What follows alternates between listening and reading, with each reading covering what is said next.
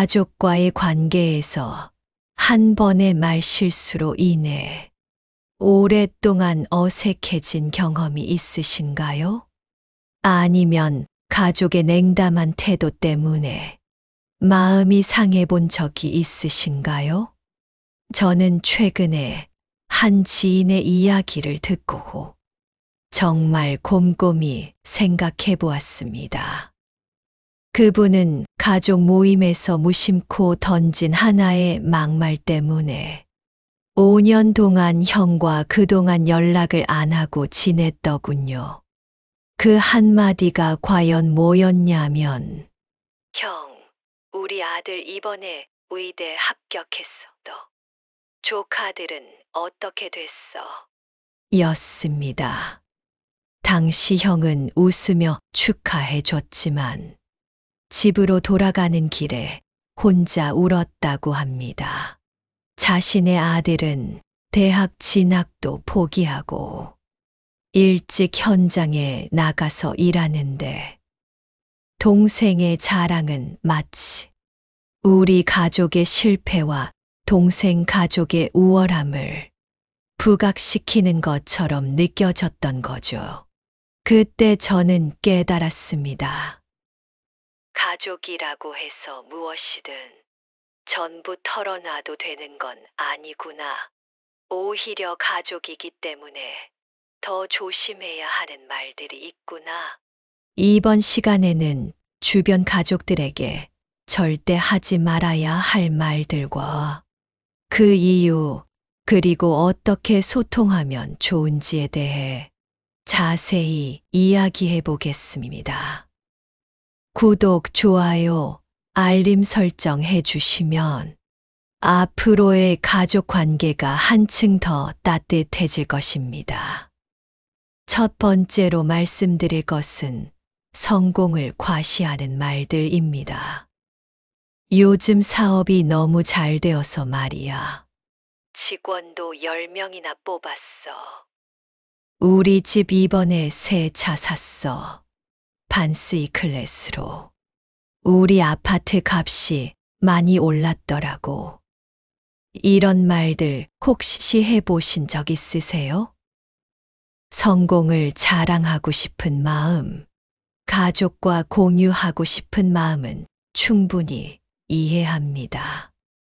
기쁜 일이 있으면 가장 가까운 사람들에게 자랑하며 나누고 싶은 게 인간의 본능이죠. 하지만 이런 말들을 듣는 상대방 입장에서는 어떻게 들릴까요? 제가 아는 한 사례를 말씀드릴게요.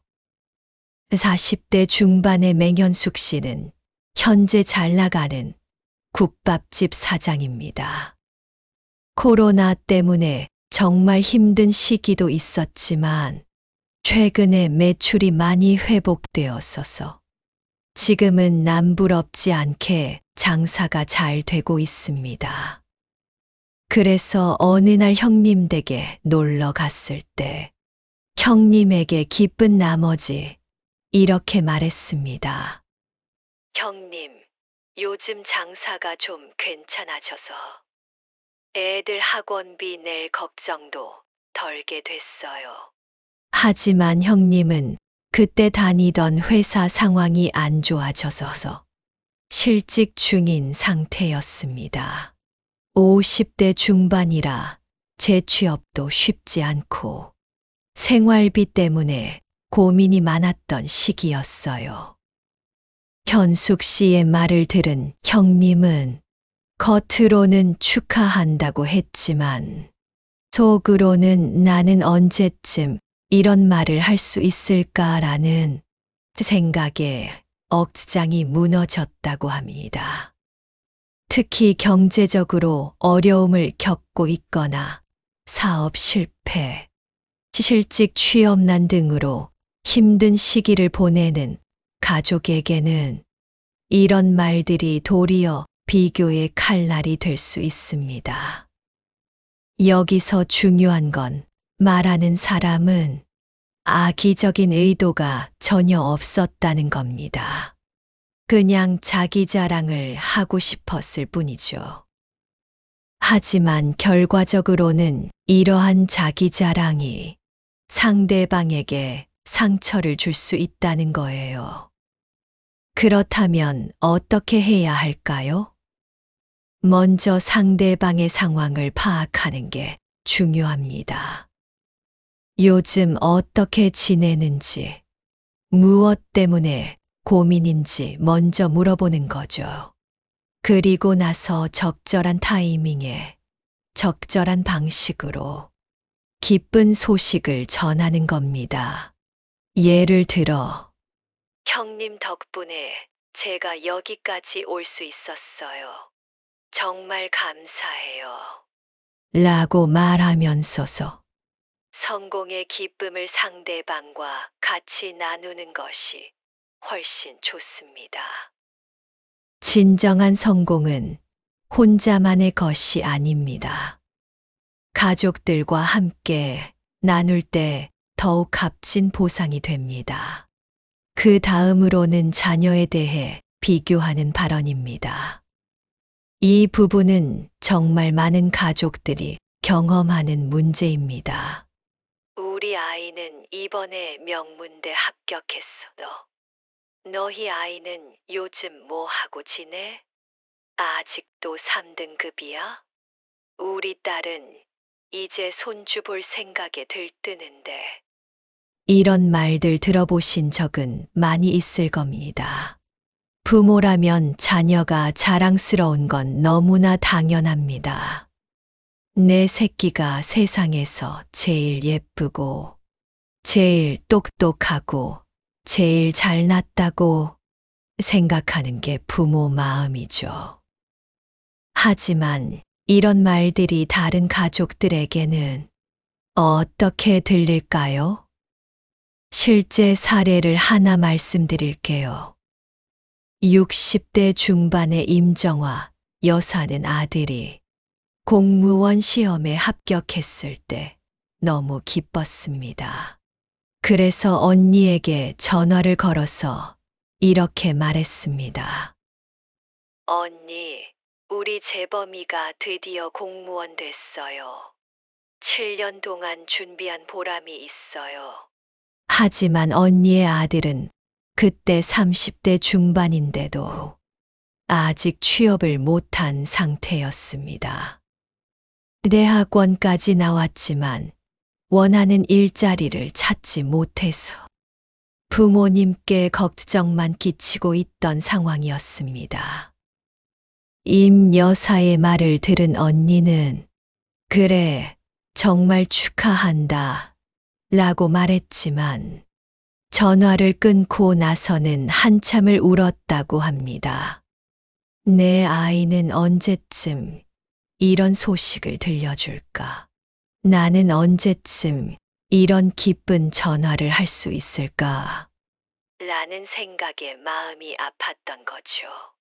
각자의 아이들은 모두 다른 재능과 속도를 가지고 있습니다. 물론 그게 친형제 자매일지라도요. 어떤 아이는 공부를 잘하고, 어떤 아이는 예술적 재능이 있고, 어떤 아이는 사람들과 잘 어울리는 사회성이 뛰어나죠. 또 어떤 아이는 후반에 늦게 피는 대기만 성형일 수도 있고요. 반대로 초반에 잘 나가다가 금방 썩어버리는 경우도 있습니다. 그런데 우리는 왜 자꾸 아이들을 학벌이나 직업, 결혼 여부 같은 단조로운 요소에 상대방과 비교하려고 할까요? 여기서 말씀드리고 싶은 건 자녀 자랑 자체가 나쁘다는 게 아닙니다. 자녀가 잘 됐을 때 기뻐하고 자랑스러워하는 건 너무나 자연스러운 일입니다. 다만 언제 어떻게 표현하느냐가 중요한 거죠. 예를 들어 우리 아이가 공무원 됐어 라고 말하는 대신 아이가 7년 동안 정말 열심히 했는데 드디어 꿈을 이뤘어요. 그동안 너무 고생했더라고요. 라고 표현하면 어떨까요? 결과보다는 그동안 노력한 과정을 강조하고 아이의 노력을 인정해주는 방식으로 말이에요. 또는 우리 아이는 이번에 대학 갔는데 조카는 어떻게 지내? 요즘 뭘 하고 싶어 해? 라고 관심을 보이는 것도 좋은 방법입니다. 비교가 아니라 관심과 애정을 표현하는 거죠. 남의 아이와 비교하는 순간 그 사랑하는 조카나 손주를 자신의 자녀보다 아래 등급으로 만드는 일이 될 수 있습니다. 모든 아이는 각자의 속도로 자라가는 거니까 그 속도를 인정하고 응원해 주는 것이 진정한 가족의 모습 아닐까요? 그 다음으로는 건강에 관한 자랑과 타인의 질병을 무시하는 말들입니다. 나는 아직도 약 하나 안 먹고 이렇게 팔팔하지. 내 나이 칠순을 훌쩍 넘겼는데도 이가 하나도 안 빠졌어. 요즘 젊은 사람들은 체력이 너무 약해서 탈이야. 라떼는 말이야, 애 붙들고 청소랑 빨래 상 차리는 거 다 했어도. 이런 말들을 들으면 어떠세요? 나이가 들수록 건강은 정말 노후를 위한 소중한 자산이 됩니다. 건강하다는 것 자체가 큰 복입니다. 하지만 건강한 것을 자랑하는 순간 아픈 가족들에게는 어떤 기분일까요? 70대 윤미란 어르신 이야기를 들어보겠습니다. 이분은 동년배에게는 특히 부러워할 정도로 나이에 비해 정말 동안이시고 건강하십니다. 약도 거의 안 드시고 매일 산책도 하시고 젊었을 때처럼 팔팔하게 지내고 계십니다. 그런데 어느 날 형제 모임에서 자꾸 이런 말씀을 하십니다. 나는 병원 근처도 안 가봤어. 약은 무슨 맛이 날까? 병원 치료받는데 돈 오지게 깨진다며요. 하지만 같이 있던 동생분은 당뇨 때문에 매일 약을 드시고 또 다른 동생분은 혈압약도 드시고 언니는 관절도 아프셔서 걷는 것도 힘든 상황이었습니다. 형님의 말을 들으면서 나는 왜 이렇게 됐나? 형님처럼 건강하게 늙지 못했나라는 생각에 늘 마음의 짐을 지고 있다고 합니다. 건강을 자랑하는 것보다는 아픈 가족들을 살피고 위로하는 것이 진정한 어른의 모습 아닐까요? 또 다른 사례로는 지금 출퇴근할 수 있는 걸로 만족하는 40대 회사원의 이야기입니다. 이분은 스트레스 때문에 불면증이 심하고 소화불량도 자주 생겨서 주기적으로 병원을 다니고 계십니다. 그런데 가족 모임에서 작은 아버지가 이런 말씀을 하셨습니다. 요즘 어린 것들은 왜 이렇게 약해? 난 그런 거 없는데. 이런 말을 들으면 듣는 사람은 어떤 기분일까요? 아픈 것도 서러운데 마치 자신이 선천적으로 나약한 사람인 것처럼 느껴질 것입니다. 건강은 정말 개인차가 큰 영역입니다. 같은 나이여도 어떤 사람은 건강하고 어떤 사람은 아플 수 있습니다. 불의의 사고를 당하지 않더라도 말이죠. 체질도 다르고 살아온 환경도 다르고 스트레스 상황도 다르니까요. 그런데 건강한 사람이 아픈 사람에게 나는 건강해라는 뉘앙스로 자랑하거나 요즘 사람들은 약해서 탈이야 라고 말하는 건 정말 조심해야 할 부분입니다. 대신 이렇게 말해보는 건 어떨까요? 요즘 몸은 어때? 아픈 데는 없어. 병원 치료는 잘 받고 있어. 무엇이든 도울 일 있으면 언제든 말해. 이런 관심과 배려의 말 한마디가 1000마디의 건강 자랑보다 훨씬 더 따뜻하고 의미 있는 대화가 됩니다. 또 하나 생각해 볼 점은 지금 건강하다고 해서 앞으로도 계속 건강할 거라는 보장은 없습니다. 처음에 건강하게 잘 나가다가 갑자기 꺾어버리는 경우도 있습니다. 건강은 언제나 변할 수 있습니다. 그러니까 건강할 때 겸손하게 아픈 사람들을 이해하고 배려하는 마음을 가지는 것이 중요합니다. 그 다음으로는 인생 철학을 특히 강요하는 말들입니다. 내가 살아보니까 인생은 이게 답이야. 너는 아직 모르겠지만 나이 먹으면 알게 될 거야. 내 말만 들어. 분명히 잘 될 거야. 이런 식으로 말해본 적 있으신가요? 자신만의 인생 경험을 바탕으로 조언하고 싶은 마음은 충분히 이해합니다. 특히 나이가 많은 분들은 젊은 가족들이 별 탈 없이 잘 지냈으면 하는 마음에 이런 말씀을 많이 하십니다.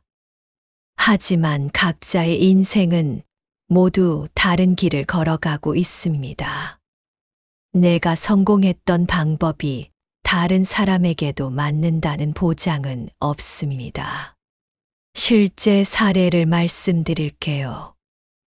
60대 아버지가 30대 아들에게 이런 말씀을 하십니다. 아들아, 아버지가 살아보니까 공무원이 최고야. 안정적이고 노후 보장도 되고 너도 지금이라도 공무원 시험 준비해봐. 하지만 아들은 이제 막 취업에 성공해서 개발자로 일하고 있었고 자신의 일에 정말 보람을 느끼고 있었습니다. 물론 수당에 비해 야근도 많고 불안정하긴 하지만 새로운 기술을 배우고 창의적인 일을 하는 것에 아들은 큰 만족을 느끼고 있었습니다. 아버지의 조언을 들은 아들은 처음에는 네, 생각해 볼게요. 라고 대답했지만 시간이 지날수록 아들은 스트레스를 받기 시작했습니다. 아버지는 계속해서 공무원이 되라고 하시고 지금 하는 일이 불안정하다고 걱정하기 때문입니다. 결국 아들은 아버지와 거리감을 느끼게 됐고 가족 모임에 나가는 것도 부담을 느꼈습니다. 아버지의 선의에서 나온 조언이 오히려 부담이 된 거죠. 내 방식이 옳다고 강요하는 순간 상대방의 삶을 부정하는 것과 같습니다. 특히 내가 살아보니까 나이 먹으면 알게 될 거야. 같은 표현은 상대방을 무시하는 뉘앙스가 들어있어서 더더욱 조심해야 할 부분입니다. 시대도 다르고 환경도 다르고 가치관도 다른데 오직 내 기준으로만 다른 사람의 인생을 판단하는 건 옳지 못합니다. 대신 이렇게 접근해 보면 어떨까요? 내가 하는 일이 어떤 건지 궁금해. 설명해 줄 수 있어. 요즘 일은 재미있어. 힘든 점은 없고, 내가 도울 수 있는 일이 있으면 언제든 말해. 조언을 하고 싶을 때도 이런 방법도 있더라. 이런 선택지는 어떨까? 정도로 제안하는 수준에서 그치는 것이 좋습니다. 강요가 아닌 제안으로요. 각자의 인생은 각자가 책임져야 하는 것이고, 가족이라고 해서 다른 사람의 인생을 대신 살아줄 수는 없습니다. 그저 곁에서 응원해주고 필요할 때 조용히 손을 내밀어 주는 것이 진정한 가족의 역할입니다.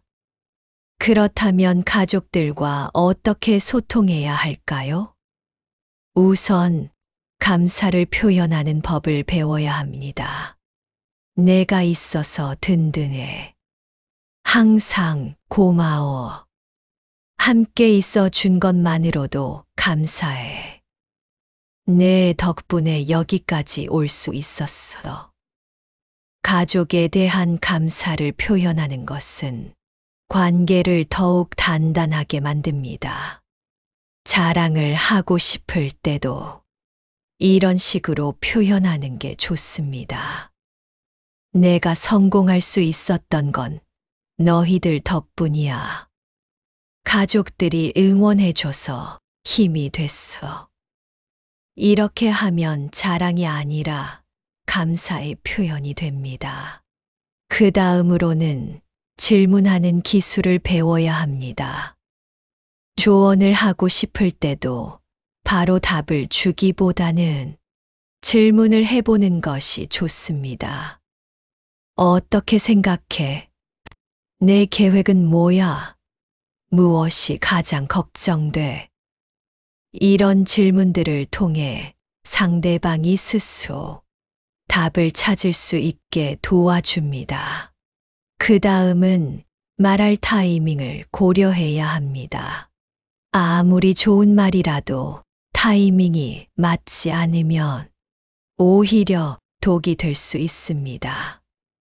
상대방이 힘든 상황에 있을 때는 조언보다는 위로의 말이 필요하고, 기쁜 일이 있을 때는 함께 기뻐해 주는 것이 중요합니다. 마지막으로 비교하지 않는 법을 배워야 합니다. 다른 집 아이는 어떻더라? 옆집은 어떻더라? 이런 비교는 정말 자제해야 합니다. 각 가정마다 상황이 다르고 각자의 속도가 있기 때문입니다. 대신 우리 아이는 이런 점이 특별해. 내 아이는 이런 점이 좋아. 이렇게 각자의 장점을 인정해 주는 방향으로 대화하면 좋습니다.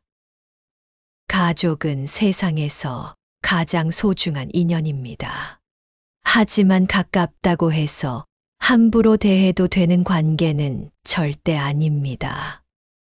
오히려 가족이기 때문에 더욱 조심해야 합니다.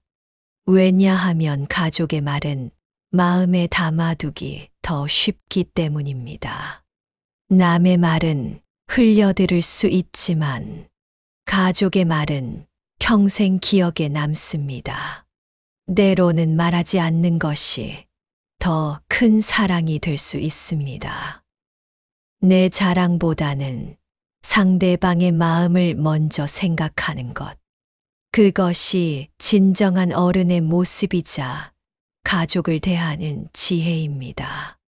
오늘부터라도 가족에게 하는 말들을 한 번 더 생각해 보면 어떨까요? 상처 주는 말 대신 따뜻한 위로와 격려의 말들로 가득 찬 가정을 만들어 가시길 바랍니다.